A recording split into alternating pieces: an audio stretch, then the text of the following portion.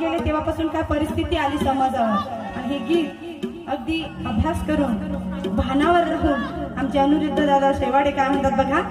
अरे काय सांगू बाबा तुले, तू गेल्या पाठीगा दारूच्या नशेत रटत सारे पडून,